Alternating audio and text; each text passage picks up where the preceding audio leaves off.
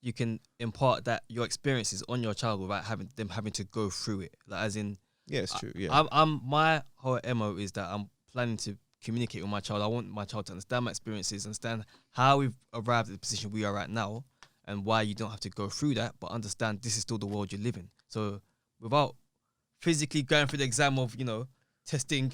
I'm not going to make them walk through East Ham and do a baptism of fire. Yeah, but just as an induction. You know what I'm saying? Just understand this is what actually still happens. And this is the experiences your dad walked through. Because it's funny, talking about good fathers and stuff. A lot of the things that my dad, I used to think was quite harsh, later on in life, we had a sit-down conversation randomly, and probably when my missus was pregnant, so he started talking to me a lot about like fatherhood and experiences and stuff like that. I realized was slightly due to his own insecurities, because he said to me, he used to see a lot of me in him.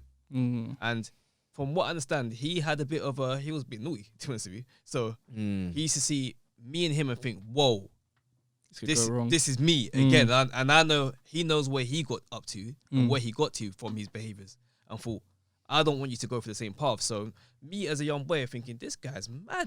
I couldn't understand it. Yeah. He just moves nuts to me. Like, I've got a younger brother, but my younger brother don't get the same stress. My sister has complete free will. But with me, you would think that, fam, I'll come like some black stain or something. Like, do you know what I mean?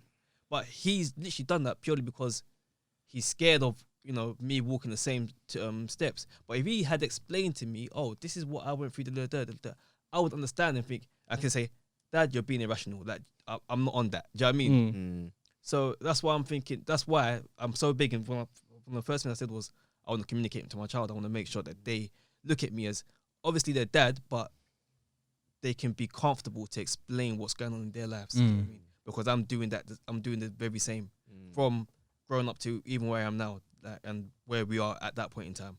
That's something I'm really big on. It's like a game, innit? Right now, we're unlocking like coins, because you just said another trait that I don't think we explicitly said before, which is communication. Yeah, you said you're gonna talk. Before you go and kind of just double back on what I'm not even gonna say nothing. I just wanted to say we've just. Did you do like a coin effect? Mario coins, yeah.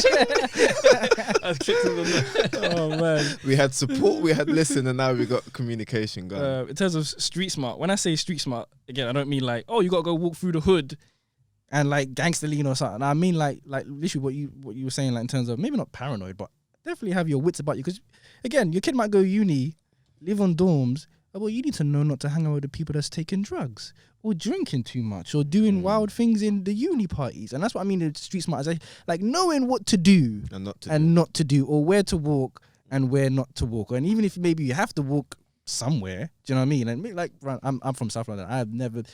I can count on one hand how many times I've been to Hackney. Even when I was coming for the first pod, Monique was like, oh yeah, you can come Hackney, yeah. And I was like, don't worry. Like, I've walked in dangerous places before. Like, I'm from South London. Yeah, like everywhere's dangerous. Like, you know what I mean? Like Brixton. Like, I grew up in Clapham, but I used to hang around sometimes in Brixton.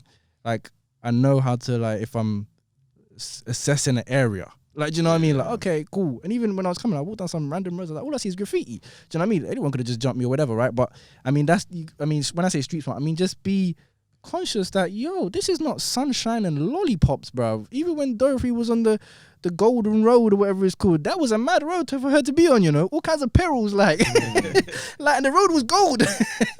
Like, world is not sunshine and lollipops, again, because you wouldn't let your daughter just kind of go out there and be like, there's men that are mad predators, you know, to men and women.